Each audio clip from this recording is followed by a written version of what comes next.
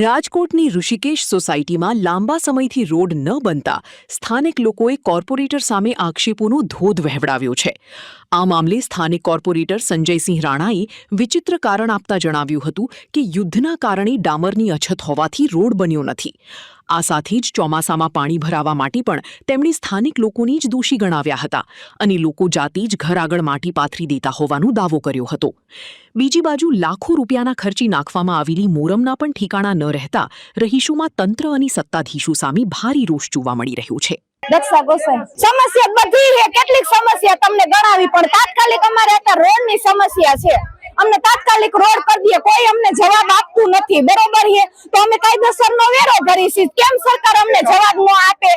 પુલ pass થઈ ગયો છે નદી, બરોબર છે, પુલ ન કરતા 3 વર્ષ પહેલા એક ભાઈ તણાઈને મરી ગયો હતો, બરોબર, તો સરકારને નથી દેખાતું? પાસ થઈ ગયો છે તો પુલ થતો નથી અને કોર્પોરેટર 5 મિનિટમાં આવીને એમ કહી દે કે રોડ તો અત્યારે બનશે જ નહીં, ડામર યુદ્ધના કારણે આપણને મળતો નથી। તો ડામર શું આપણા ભારતમાં નથી બનતો?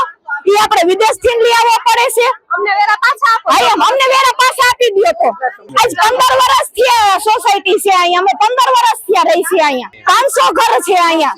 આ તો કરવાના જ હોય ને। હા, રણુજા મંદિર આખો અમે ભેગું રોડ અમે જામ કરશું આખો। 500 સોસાયટીની પબ્લિક તો હશે જ ને, અમે 500 સોસાયટીના માણા અહીંયા રોડ જામ કરશું। અમને રોડ નથી અમે તો। મારું નામ ધુંડી ધર્મેશભાઈ ટીલાડા છે। હું આ ઋષિ પ્રસાદ સોસાયટીમાં રહું છું ને વોર્ડ નંબર 18 માં રહું છું। અમારે અહીંયા એટલી સમસ્યા છે કે બધા થાકી ગયા છે। હવે મોસ્ટલી બધા 15 વર્ષથી રહી છે પણ બધા થાકી ગયા છે।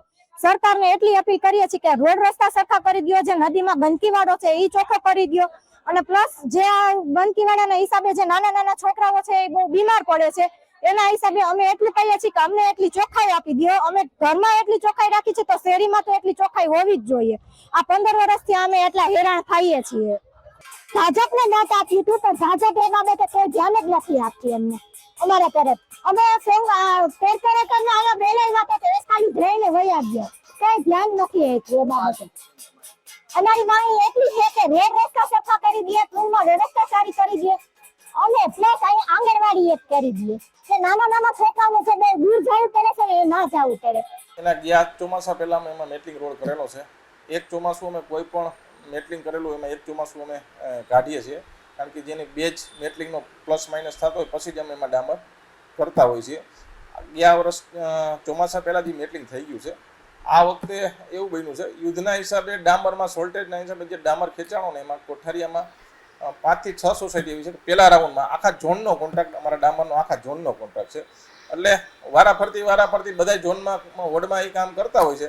એમાં અમારી 3 થી 4 સોસાયટી પહેલા રાઉન્ડમાં બાકી રહી ગઈ છે। એમાં ઋષિ પ્રસાદ છે, સોલવનની હરિદ્વાર છે, સોલવન ચિત્રાધાર છે, આસોપાલવ ગ્રીન છે, એ 4-5 સોસાયટી જ બાકી રહી છે। બાકી બધી સોસાયટીમાં અમે પહેલા રાઉન્ડનો જે ડામર છે અમે ઉપયોગ કરી લીધો છે। 1.5 વર્ષ થયું છે પણ એક ચોમાસું જ ગયું છે, એમાં અમે એક ચોમાસું તો કાઢતા જ હોય છીએ, પછી જ એને બજેટમાં અમે લેતા હોય છે।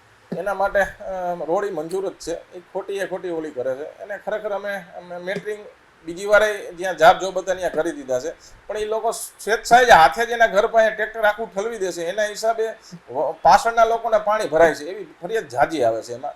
અને એમાં અમુક માણસો સમજતા જ નથી। ખરેખર પાછળવાળાનું જોઈને જ આપણે કરવું જોઈએ। તમે તમારી ડેલીનું વ્યવસ્થા કરો ને પાછળવાળાને તકલીફ પડે એવું આવું ના કરો, એક મારી વિનંતી છે બધાને।